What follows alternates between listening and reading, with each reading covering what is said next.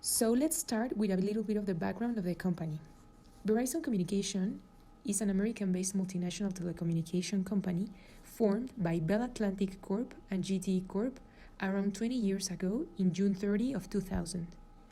Verizon provides telecommunication services to customers in many countries, but majorly in the United States. You can see its popularity as it has become one of the largest local telephone companies in the United States, which operates 60 million telephone lines in all 40 states. Moreover, this company has invested a significant amount in big companies such as Yahoo and AOL. Regarding the value chain of the company, we are going to review first the primary activities. Primary activities play a significant role in Verizon value chain analysis as these are majorly designed to increase value and profile to the company. There are 5 main categories of primary activities: inbound logistics, operations, outbound logistics, marketing and sales, and services. First, inbound logistics. Inbound logistics encapsulates all processes that allow a company to bring in goods and obtain raw materials or how they source their services. In Verizon's case, inbound logistics is made up of its stores, through which it gives many benefits to its customers. Furthermore, these stores are the primary source of services for its customers as they allow Verizon to connect with them. Verizon sources its services for its wireline segment through a chain of suppliers. This company also provides services to other corporate clients in order to maximize their outreach. Verizon obtains raw materials from many specialized suppliers. This allows the company to serve its customers better while providing better value to them. For any company, outbound logistics are all the processes and operations that are needed in order to deliver the finished goods and services to the customers. In the case of Verizon, they also have to put a lot of focus on their outbound logistics. This includes establishing and taking care of many distribution channels through which the company delivers its goods and products. The company can also coordinate shipments to several indirect retail stores. Because of this, the company also maintains more channels to reach its customers and has several shipment channels for online retail. This helps the company to create value in order to be more competitive and become more attractive for the customers. Any company's operations includes the processes involved in converting its goods, products, and services from raw materials into finished goods. Talking about Verizon specifically, since they are a service company, they need to have a continuous operation in order to meet the needs of their customers. First of all, they have to maintain equipment that is necessary in order to provide customers with uninterrupted services. Their operation also includes the expansion of their network to provide larger coverage.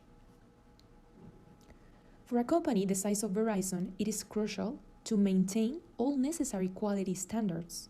Therefore, quality inspection is also a big critical part of its operations. As well, for Verizon's wireless-owned stores, a proper and efficient system related to inventory management is also crucial. Through these different processes, Verizon has managed to acquire a competitive advantage that has helped them succeed in the current market. Marketing and sales consist of all promotional and other marketing activities that help companies to promote their products. In comparison, Verizon's marketing and sales are the most significant advantages, as it undertakes many marketing and sales activities to promote its goods and products. Verizon invests a large proportion of its budget in marketing and sales activities. It has many support suppliers that help in the addition of its promotion through a special sales force. Moreover, this company had a successful marketing and sales campaign in the past which helped to increase its sales further. Services consist of all sales services that it provides to its customers. Due to its nature, Verizon majority depends on the benefit to generate significant revenue as it has several stores across various countries. It employs experienced sales representatives who provide full support to its customers. This company has several call centers and many online representatives who provide its service to the customers 24/7. In the end, services are the most significant contribution to a company's competitive advantage. Now we are going to review the support activities. You may know that a company's support activities do not relate to its products and services. The first one for Verizon, infrastructure. Verizon's immutable infrastructure are the management and support activities that help to operate the entity. Without a robust infrastructure, a company of such a large size as Verizon cannot maintain its position. Through it, this company has been able to maintain its activities. It operates thousands of retail stores and has many offices in a lot of countries and cities. Coordinating the operations of these companies under a central roof is one of its biggest achievements. Human source management. Human source management is basically how a company manages their workforce. Verizon has more than 135,000 employees in various locations. The recruitment process is robust. This allows the company to acquire the best talent they could get. They also have different programs that are focused on helping their employees to grow their career inside the company in order to retain talent and motivate them. Motivated employees help the company to achieve its primary activities more efficiently. Technology development. Verizon's technology development focuses on how this company uses technology to facilitate its activities and provide services to customers. This is crucial to Verizon as this industry is evolving at a constant pace. It has moved from wired services to wireless services. Actually, it has incorporated several technologies into its activities. It ultimately helps it to attract more users and enhance its products and services. And finally, procurement. You may know that procurement is the activity that is involved in the purchasing of products or the sourcing of services. Verizon has a significant procurement process through its vast supplier relationships. This company must acquire wireless technology with other equipment and parts to maintain services. Verizon's procurement is a process that allows them to obtain all products and services at affordable prices. This company has acquired a supplier warranty, which enables it to provide the best quality products and services. Now we are going to briefly analyze the 5 forces of Porter. First one, the industry competition. The threat of competition in the wireless industry is fierce. Verizon's biggest and most long-standing rival is AT&T. The typical customer profile for the two companies is similar, and AT&T claims the highest market share in the industry behind Verizon. Additional competition comes from T-Mobile, which has a smaller market share but is adding customers more quickly than any other carrier. And Sprint, which has launched aggressive price promotions to turn around its sagging market share. Bargaining power of buyers. Buyers have significant bargaining power in wireless industry because switching carriers is both easy and cheap, and Verizon's competitors constantly run promotions offering perks specifically to customers who switch from Verizon. For example, the company Sprint ran a campaign in 2015 to cut Verizon's customers' bills by half. The promotion even covered the cost of terminating a Verizon contract early. Customers can switch to another carrier within an hour or less while keeping the same phone number and experiencing no service interruption.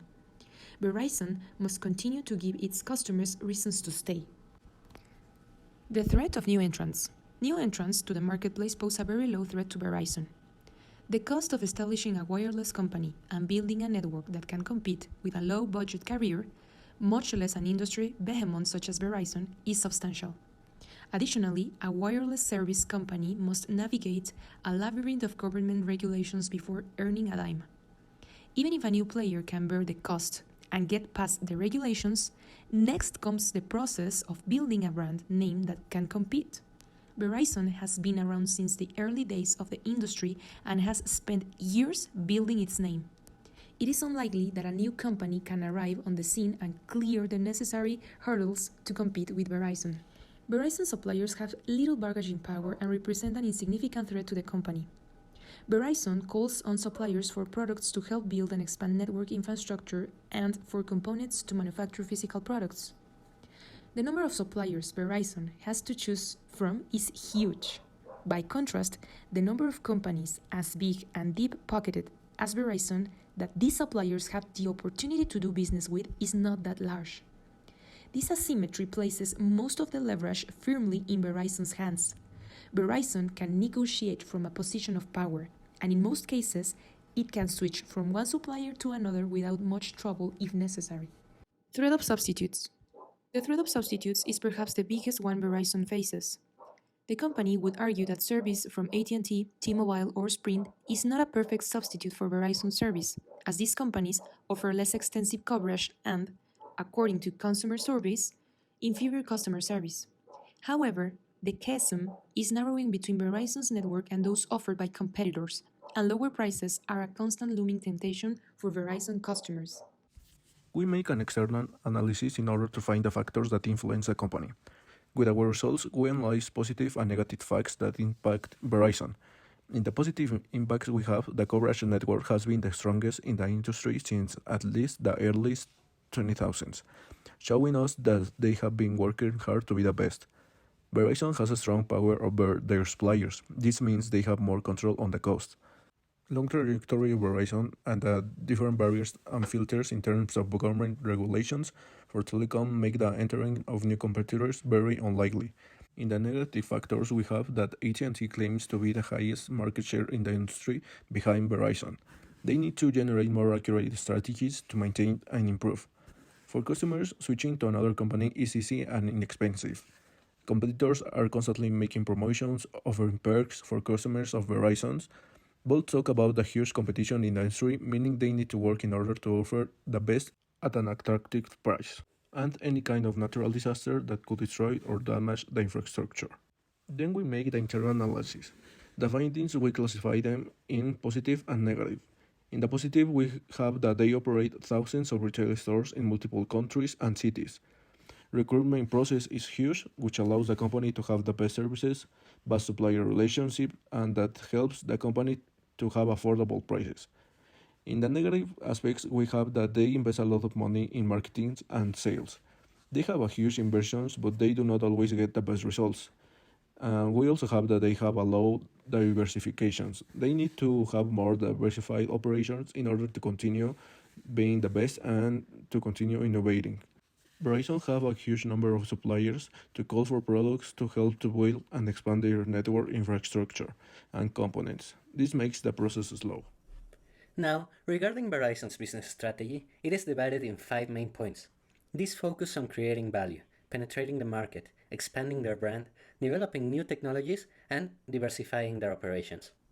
First, enhancing human resource training programs to maintain high quality customer support.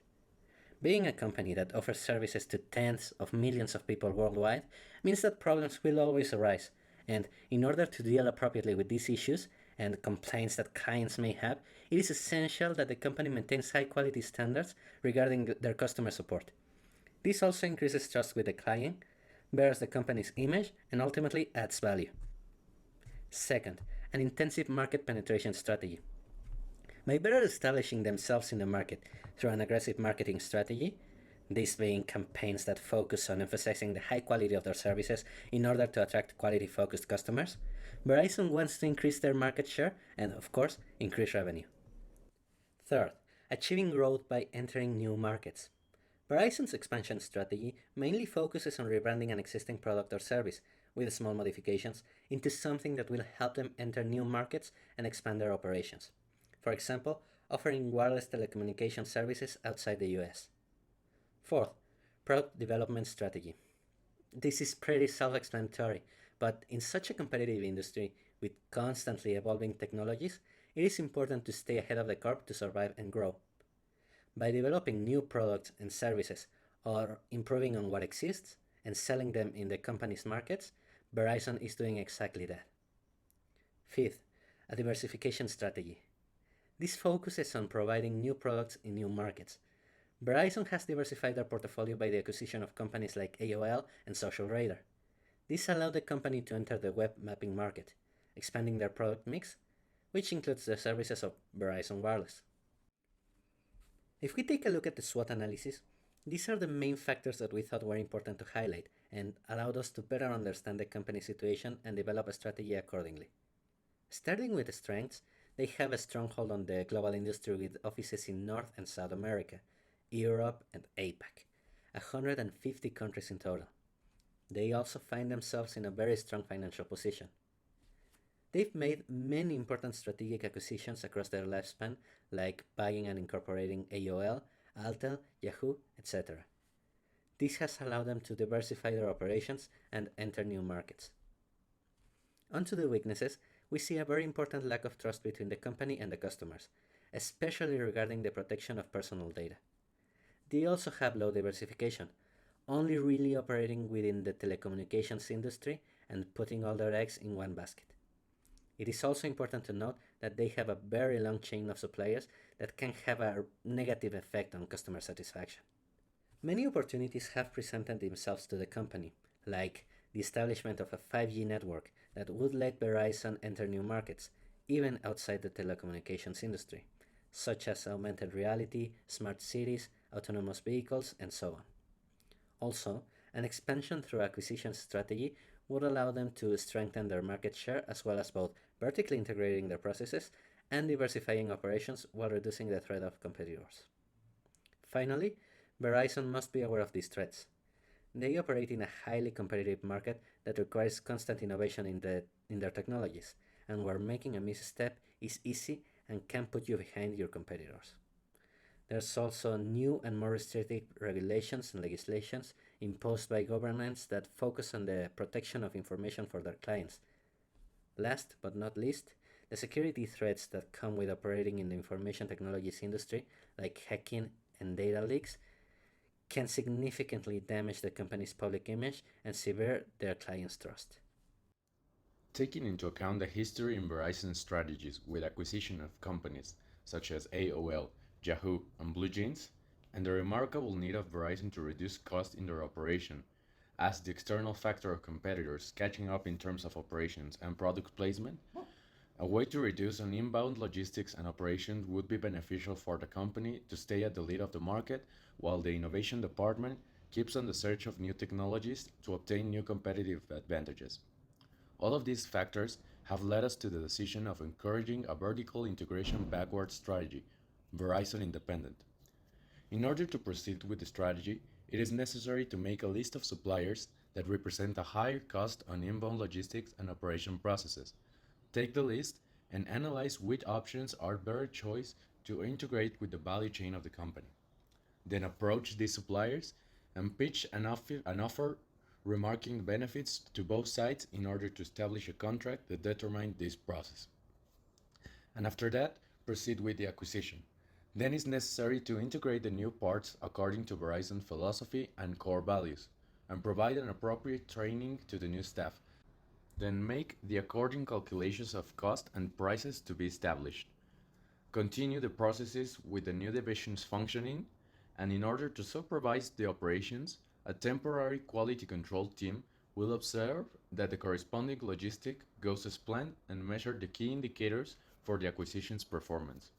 Some of the key indicators that have to be supervised are the gross profit of the company, operating costs, fixed and variable cost, employees' performance of the new divisions, product chain effectiveness, and the return on capital that was invested.